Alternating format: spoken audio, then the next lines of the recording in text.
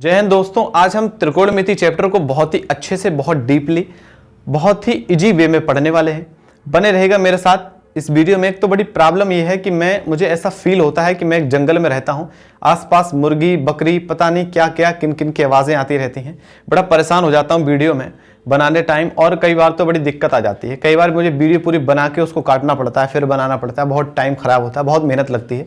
तो इस वजह से इस वीडियो को अगर अच्छा लगता है तो शेयर करें, अपने दोस्तों के साथ सब्सक्राइब करें और बने रहें मेरे साथ यूनिक स्टडी एकेडमी में। हम लोग देखते हैं त्रिकोणमिति क्या होती है, क्या अर्थ होता है इसका।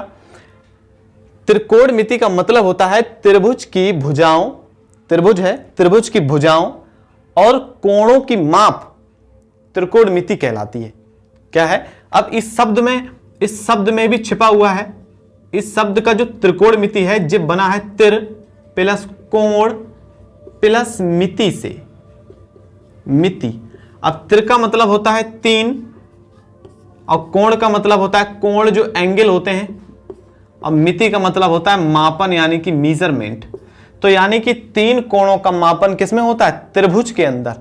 तो क्या क्या लिखा हुआ है? कोणों का मापन हो और इन भुजाओं में अनुपात होता है, इनमें संबंध निकाला जाता है जो त्रिकोणमिति के अंतर्गत आती है। ठीक है, अब हम लोग इसके कुछ और फार्मूले देखते हैं, कुछ सूत्र देखते हैं, अनुपात देखते हैं। और इस त्रिभुज में एक समकोण होता है जिसको हम, जो 90 का एंगल बनता है उसे हम कहते हैं समकोण, और ये त्रिभुज का भी नाम है समकोण। इसमें जहां 90 बनता है, जहां 90 डिग्री कोण बनता है, ध्यान रखिएगा।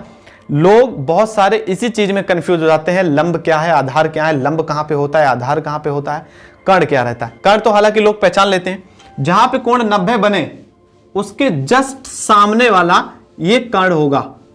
क्या होगा? कर्ण। ये सबसे बड़ी भुजा होती है। जो दो न्यून कोण बचे, न्यून कोण वो होते हैं जो 90 से कम होते हैं, 90 डिग्री से कम वाले जो एंगल होते हैं उन्हें न्यून कोण कहते हैं, और जो 90 से मतलब 90 से जो ज्यादा होते हैं, अधिक होते हैं, उन्हें कहते हैं अधिक कोण। तो जो है यहां तो 90 है और दो क्या है जो 90 से कम है। अब मान लीजिए मैंने यहां पर एक कोण मान लिया, क्या? थीटा। जो बीच जहां पर हम कोण मानते हैं थीटा, उसके जस्ट सामने वाला क्या हो जाता है? लंब हो जाता है। और लंब जो हो गया और कर्ण क्या हो गया? जहां 90 बना उसके सामने वाला क्या हो गया? कर्ण। अब एक भुजा बची है जो, उसको हम नाम दे देते हैं, क्या है वो? आधार हो जाता है। समझ आ गई कि नहीं आ गई? अब आप लोग कंफ्यूज नहीं होंगे, लंब क्या है, आधार क्या है, कर्ण क्या है। सबसे बड़ी भुजा कर्ण होती है, सबसे बड़ी भुजा कर्ण होती है। और ऐसे भी ध्यान रखिएगा, महाभारत थी, महाभारत में पांडव थे 5 और उनका एक छठा भी भाई था कर्ण, और कहा जाता है कर्ण सबसे ज्यादा बड़ा, सबसे ज्यादा ताकतवर था। तो यहां भी ध्यान रखना है, जो कर्ण होगा वो क्या है?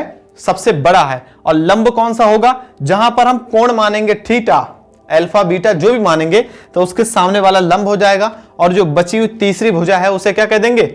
आधार। समझ आ गया नहीं? चलिए देखिए, एक बात और बता दूं, मैंने बताया था थीटा के सामने वाला लंब होता है। अगर ये थीटा तुमने यहां ना मान के यहां पे मान लिया तो ये दोनों बदल जाएंगे। थीटा के सामने वाला क्या होगा?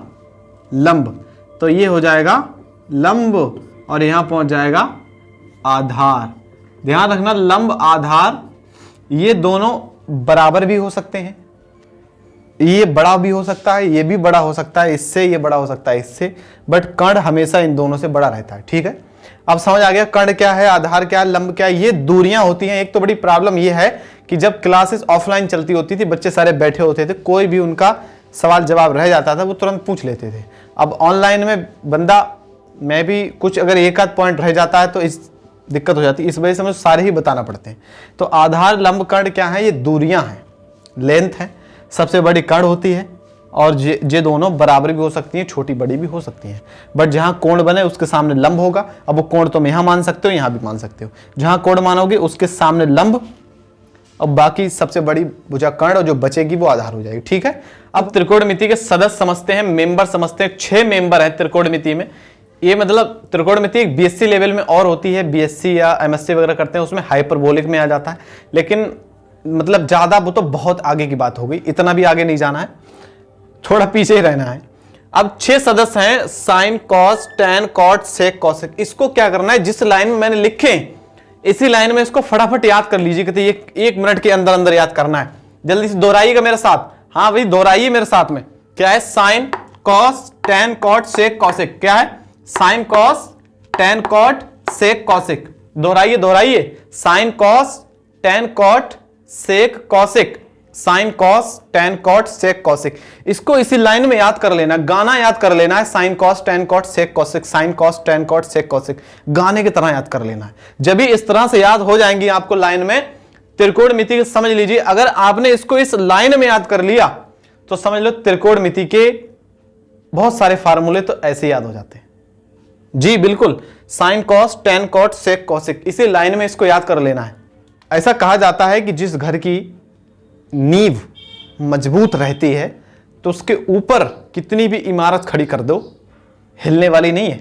और त्रिकोणमिति के आज हम आपकी बुनियाद को इतना मजबूत करने की कोशिश करेंगे कि त्रिकोणमिति के ऊपर बिल्डिंग पूरी की पूरी खड़ी रहेगी, दिक्कत नहीं आने वाली है। तो देखिए हम लोगों ने गाना याद कर लिया, त्रिकोणमिति का गाना याद कर चुके हैं, sine cos tan cot sec cosec. गाना याद करने के बाद अब हम इसके सूत्र नंबर 1 पे चलते हैं। फार्मूला, पहला फार्मूला है इसके व्युत्क्रम सूत्र।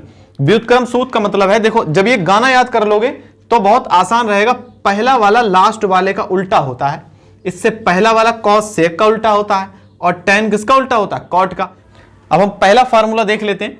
पहला फार्मूला है व्युत्क्रम सूत्र, यानी कि साइन थीटा किसका उल्टा होता है, तो साइन किसका उल्टा है, साइन उल्टा किसका, कॉसिक का। तो साइन बराबर मैथ में उल्टा बटे करके लिखा जाता है, तो साइन बराबर हो जाएगा 1 अपॉन, साइन का उल्टा क्या हो गया 1 अपॉन कॉसिक। इसी तरह से कॉस का उल्टा क्या होगा, तो कॉस का उल्टा हो जाएगा 1 अपॉन सेक थीटा। और दूसरा पूछा जाए टेन का उल्टा क्या है, तो टेन बराबर हो जाएगा 1 अपॉन कॉट थीटा। अब इसी तरह से जाहिर सी बात है अगर पूछा जाए खट्टे का उल्टा क्या है, तो आपको मीठा, तो मीठे का क्या हो जाए खट्टा।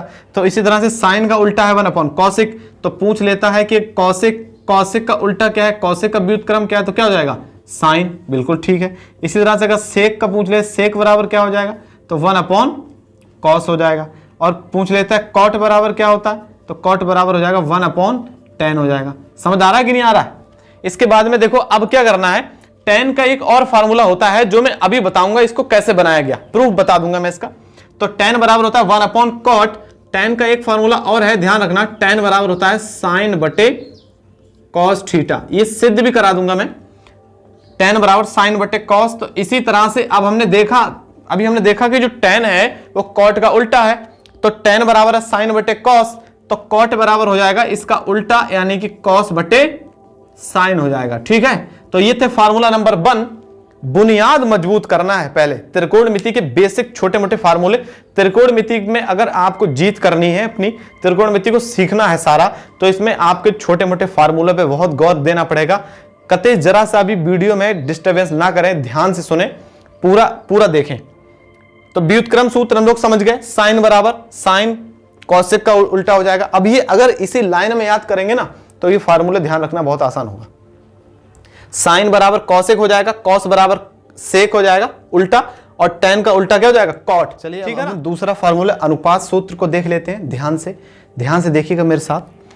अब हमने देखो, इसने भैया किसी ने एक बड़ी अच्छी कमाल की ट्रिक बनाई है, लाल बटे कक्का इसको पढ़ते हैं, ट्रिक है जी। अब इस ट्रिक में क्या है, हमने बता दिया कि साइन कॉस टेन कॉट जिस सारे गाने की तरह याद कर लेना। अब पहला क्या था साइन, तो इन्होंने ये पहला वाला जो अनुपात है वो साइन को दे दिया, क्या है लंब बटे कर्ण, तो लंब बटे कर्ण किसको दे दिया साइन को। इसके बाद दूसरा क्या आधार बटे कर्ण, तो आधार बटे कर्ण किसको दे दिया कॉस को। तीसरा क्या लंब बटे आधार, तो लंब बटे आधार किसको दे दिया टेन को। अब जाहिर सी बात है, हमने बताया कि साइन का उल्टा क्या होता है कॉसिक, तो कॉसिक में इसका उल्टा कर दो तुम, तो क्या हो जाएगा कर्ण बटे लंब हो जाएगा। इसी तरह से कॉस सेक उल्टे हैं, तो इसका उल्टा कर दो क्या हो जाएगा कर्ण बटे आधार हो जाएगा, और कॉट का उल्टा कर दो तो हो जाएगा आधार बटे लंब हो जाएगा। ये इसके 2 फार्मूले रहे। इन फार्मूलों पे टीचर ने हमें स्कूल में इतना मारा था, कभी जिंदगी में याद ही नहीं हुए। साइन कॉस टेन कॉट पूरा दिमाग, पूरा लंब कर्ण सब दिमाग का दही हो जाता था, लेकिन हम कहते थे क्या है त्रिकोणमिति।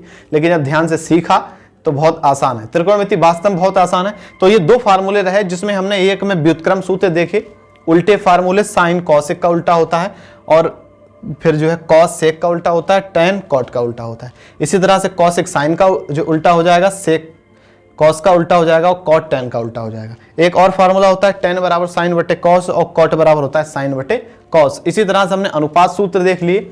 अब हम इसके आगे बढ़ते हैं। जब तक आप इन फार्मूलों को एक बार सारे स्क्रीनशॉट ले सकते हैं और इन फार्मूलों को अच्छे से ध्यान रखिएगा, प्रैक्टिस कर लीजिएगा। मैथमेटिक्स का दूसरा नाम प्रैक्टिस है। बने रहिएगा मेरे साथ। आगे कॉपी अपनी और पेन करके तैयार रखिएगा। जो जो सूत्र मैं लिखता हूं सारे नोट करते जाइएगा, अपने एक बेहतरीन से नोट्स तैयार करते रहिएगा। चलिए देखते हैं पाइथागोरस प्रमेय। पाइथागोरस प्रमेय होती है समकोण त्रिभुज के लिए वैलिड। समकोण त्रिभुज में जो सबसे बड़ी भुजा होती है क्या होती है? कर्ण। तो कर्ण का वर्ग, कर्ण का जो वर्ग होता है वो लंब और आधार, लंब का वर्ग और आधार के वर्ग के योग के बराबर होता है। क्या होती है पाइथागोरस प्रमेय? कि सबसे बड़ी भुजा यानी जो कर्ण है, कर्ण का वर्ग लंब और आधार के वर्गों के योग के बराबर होता है। ठीक है, इसको शॉर्टकट में हम लोग कैसे लिखेंगे? के का स्क्वायर बराबर लंब को कैसे लिखेंगे? एल का स्क्वायर और आधार कैसे लिखेंगे? ए का स्क्वायर। कभी कभी इन शॉर्ट अगर हमें जरूरत पड़ जाती है कि अगर हमें कर्ण की वैल्यू ज्ञात करनी है तो हम ये वाला फार्मूला लगाएंगे, और अगर हमें लंब चाहिए तब हम आधार को इधर भेज देंगे तो ये क्या हो जाएगा? के स्क्वायर माइनस का ए स्क्वायर। और अगर हमें कभी आधार की वैल्यू चाहिए हो तो आधार की जगह आपको क्या करना है? कर्ण में से लंब को माइनस कर देना। ठीक है, इसको नोट कर लीजिए फटाफट। अब हम देखते हैं पाइथागोरस प्रमेय से ही बनती हैं सर्वसम्मिकाएं, आइडेंटिटीज। सर्वसम्मिका बोलते हैं ना, बहुत ज्यादा इंपॉर्टेंट हैं। 3 सर्वसम्मिका होती हैं, उनसे 1 से 2 और बन जाती है। मतलब 3 तो खुद हैं और 2 वो 1-2 और बनाएगी, मतलब 9 हो जाते हैं पार्ट टोटल उसको देख लेते हैं।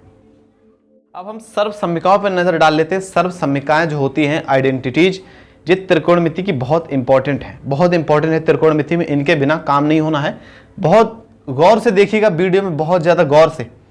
सर्वसम्मिका नंबर 1 होती है, पहली जो सर्वसम्मिका है वो है sign square theta plus cos square theta बराबर 1। ये मोस्ट इंपॉर्टेंट है, सबसे ज्यादा लगने वाली सर्वसम्मिका है, मोस्ट इंपॉर्टेंट। क्या है? Sign square theta plus cos square theta बराबर 1। लोग ये गाना याद कर लेते हैं, sign square theta plus cos square theta बराबर 1 हमेशा। अब इसको हमें प्रूफ करना है। क्या करना है? प्रूफ।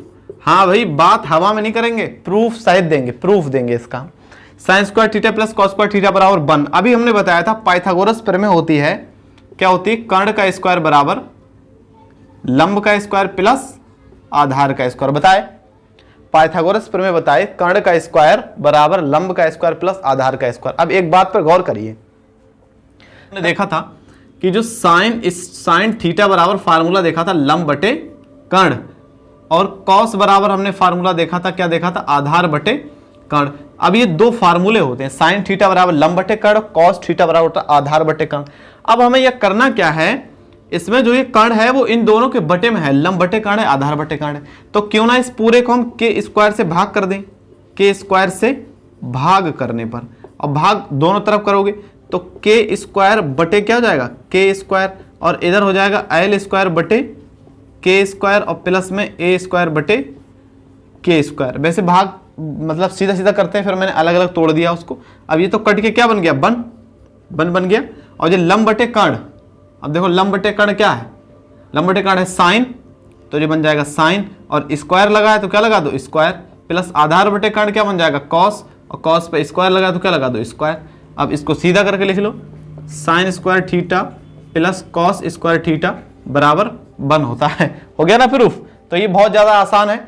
अब इसकी दूसरी और तीसरी सर्वसम्मिका है, उस पर भी नजर डाल लीजिए। दूसरी सर्वसम्मिका है सेक स्क्वायर थीटा बराबर 1 प्लस टेन स्क्वायर थीटा, और तीसरी होती है कॉसिक स्क्वायर थीटा बराबर 1 प्लस कॉट स्क्वायर थीटा। अब इसमें एक चीज और देख लो, साइन में हमें साइन थीटा का जो फार्मूला होता है वो होता है लंब बटे कर्ण, तो हमने कर्ण से भाग कर दी। टेन और कॉस जो सेक का फार्मूला होता है वो होता है लंब बटे आधार, यानी बटे में आधार होता है, तब आप यहाँ पर आधार से भाग कर देंगे, बन जाएगा आसानी से।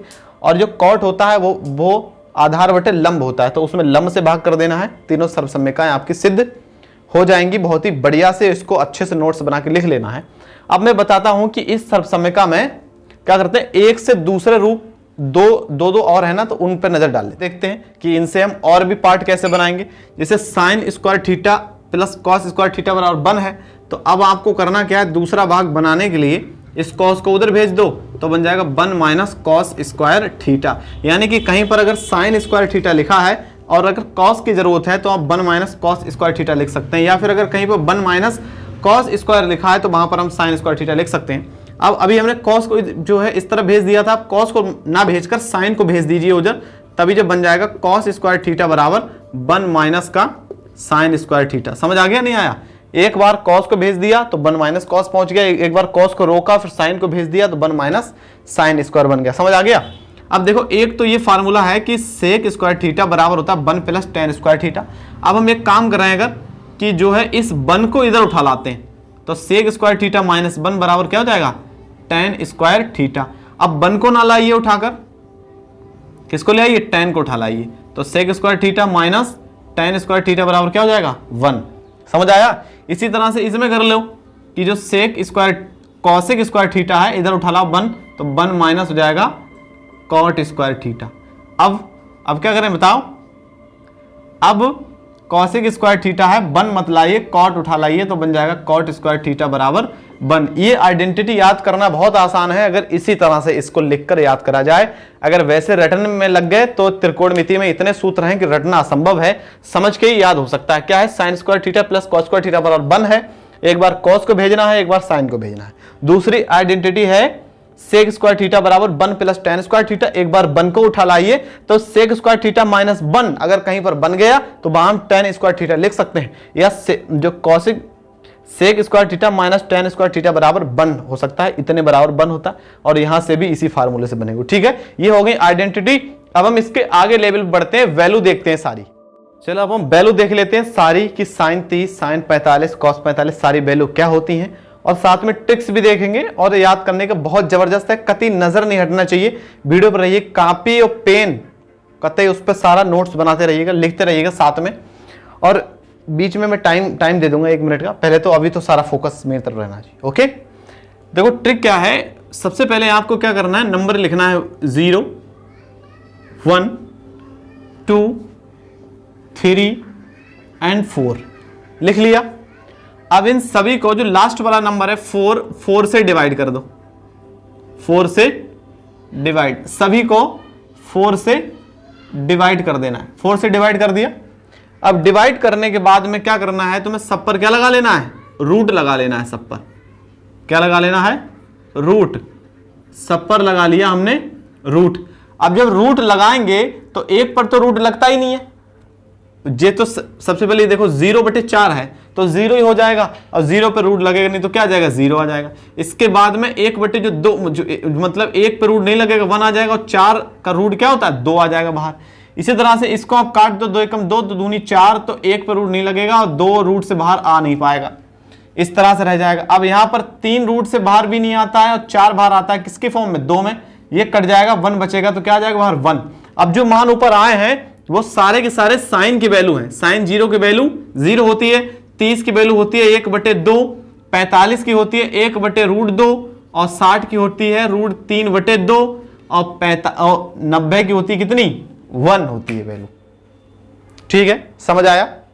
क्या करना है, पहले 0, 1, 2, 3, 4 लिख लेना है, फिर सभी को 4 से डिवाइड कर देना है, फिर उन पर रूट लगा लेना है, फिर उनको बाहर ले आना है। जो बाहर आएंगी वो सारी की सारी किसकी वैल्यू बन जाएंगी? साइन की। अब कॉस की वैल्यू के लिए क्या करना है, बने रहिएगा मेरे साथ, देखिए गौर से। जो 1 लिखा है इसको उल्टा लिख दीजिए ऐसे करके। जे लिखा है √3/2 इसको यहां पर लिख लीजिए। 45 को बीच का बीच में रहने दीजिए, इधर वाला उठा के इधर लिख लीजिए, और जो 0 है वो किधर लिख लेना है? इधर। ये ऐसा लिख दिया मैंने उठा के। अगर तुम्हें इसका रीजन चाहिए कि जी क्यों लिखा है ऐसे करके, तो ये सर्वसम्मिकाओं से वैल्यू बनाई जाती है। सर्वसम्मिका लिखिएगा sign square theta plus cos square theta बराबर 1, उसमें साइन की वैल्यू रख दीजिएगा, जितने की भी चाहिए हो, कॉस की ऑटोमेटिक निकल के आ जाती है। ठीक है, बता दिया मैंने। अगर tan बराबर फार्मूला होता है साइन बटे कॉस, यानी कि साइन का बटे में क्या रख देना है? कॉस। अब हमें tan 0 की वैल्यू चाहिए है तो साइन बटे कॉस कर देना है, मतलब 0/1, तो ये 0/1 होगा तो 0 ही रहेगा। इसके बाद अगर हम इसको बटे में रखेंगे तो 2 से 2 कट जाएगा, क्या आ जाएगा? 1/√3 आ जाएगा। इस तरह जब इसको बटे में रखोगे तो ये पूरा कट जाएगा, क्या बचेगा? 1। इसी तरह से जब इसे बटे में रखोगे तो रूट केवल 2 से 2 कटेगा, √3/1 बचेगा, और 1 बटे में नहीं लिखा जाता, और ये बचेगा 1/अनंत, 1/0, और 1/0 क्या बन जाता है? अनंत। दिमाग बहुत तेज कैलकुलेट हो रहा है, आगे का अपने आप जबान से निकल। अब कॉट में भी यही करना है, ये वाला उठा के इधर को लिख लेना है, यहां पर अनंत इधर लिख लो, √3 इधर लिख लो, 1 यहीं लिखा रहने दो, इसको 1/√3 इधर लिख लो, और जो ये 0 है इसको कहाँ लिख देंगे हम लोग इधर। अब आ जाना है सेक में। मैंने बताया था इसको इसी तरह से याद करना है, sine cos tan cot sec cosec, और साइन का उल्टा क्या होता है कॉसिक, और कॉस का उल्टा क्या होता है सेक। तो कॉस 1 है, 1 का उल्टा करोगे 1/1 ही रहेगा, तो वो 1 का उल्टा 1 रहता है। इसका उल्टा करो तो क्या हो जाएगा 2/√3। इसका उल्टा करो क्या हो जाएगा √2/1, लिखेंगे ही नहीं 1। इसका करो 2/1, 1/में नहीं लिखा जाता। इसका उल्टा जब करोगे 0 का उल्टा, अभी 0 को बटे में कुछ नहीं तो 1 मान सकते हो, 2 मान सकते हो, लेकिन जब 0 में आएगा तो वो क्या बना देगा अनंत। अब कॉसिक किसका उल्टा होता है साइन का, चाहे तो साइन की उल्टी वैल्यू लिख दो यहां पर, चाहे तो इसका उल्टा करके लिख दो कि अनंत यहां पर लिख लिया, 2 यहां पर लिख लिया, √2 वहीं लिखा रहने दिया, इसको 2/√3 यहां पर लिख लिया, और ये वाला 1 जो है हमने कहां लिख लिया यहां पर लिख लिया। ये सारी वैल्यू है जो त्रिकोणमिति में बहुत ज्यादा काम आने वाली है। वैल्यू और भी बहुत ज्यादा होती है, 90 से ज्यादा होती है, 120, 360, 270, 180, बहुत सारी वैल्यू होती है, लेकिन हमें इतनी ही याद रखनी होती है। इसके बाद की जो वैल्यू होती है वो हमें एक चतुर्थांश होता है, तो चतुर्थांश के द्वारा हम लोग हर किसी की वैल्यू निकाल सकते हैं। अब हम इसके बाद में और फार्मूलों पर बात करते हैं। अब वीडियो ज्यादा लंबा हो जाएगा तभी दिक्कत हो जाएगी, तो वीडियो हम चाहे तो छोटे छोटे करके पोस्ट करें, बस ज्यादा वीडियो को ज्यादा लंबा नहीं होने देना चाहते। ठीक है, तो अब हम आगे बढ़ेंगे, देखते हैं। अगर ये वीडियो आपको पसंद आते हैं और आपको इनसे कोई भी हेल्प मिलती है तो प्लीज इसको अपने दोस्तों में जरूर शेयर करिएगा। हम शेयर करने की बात आते हैं तो उल्टी पुल्टी चीजें बहुत सारी चीजें शेयर करते रहते हैं, लेकिन जब कुछ काम की बात आती है इससे आपका भी फायदा होगा और कहीं ना कहीं इससे मेरा भी फायदा होगा, मेरा भी मोटिवेशन बढ़ेगा कि मेरी वीडियो बहुत सारे व्यूज आ रहे हैं। तो थैंक यू सो मच, बने रहेगा मेरे साथ। Wish you all the best.